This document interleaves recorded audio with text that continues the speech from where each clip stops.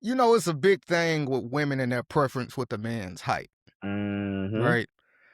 And especially, you know, and I'm gonna just use Pop the Balloon, but it's other shows as well. But when Yeah. you know, when a man go out there, if he's not tall enough, he's getting popped on the rip. Yeah. You know what I Yeah. mean? If he's not that tall, right? I do want to ask you, has your height ever been an issue in dating or ever impacted your confidence in any way? No, it hasn't.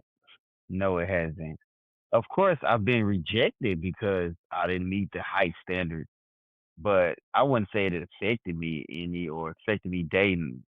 The typical women I Hmm. date are shorter than me. It's never been an issue.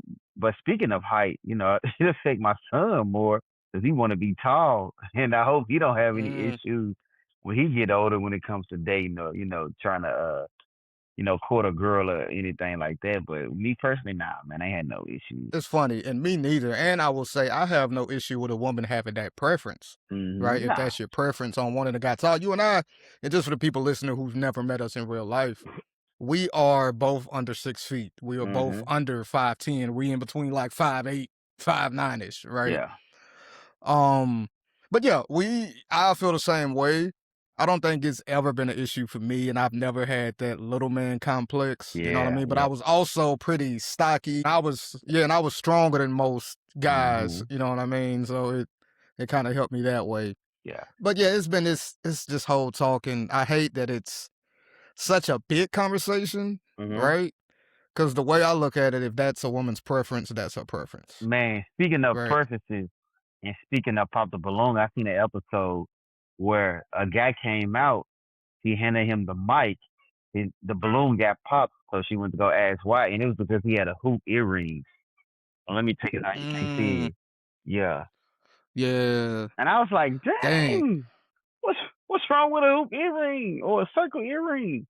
But sometimes the preferences be a little, what I'm looking for, unnecessary or just over the top. But hey, it's your preference. You do you. But that one tripped me out. Well, I've never heard that one before. hoop earring, I mean, I don't know. You know what I mean? It hmm has been a lot of things that guys have got turned away over. And Yeah. I think, you know, sometimes it's just the perception hmm of individuals, right? Just like I think the main thing about dating a taller guy is they feel safer Yeah. with him, right?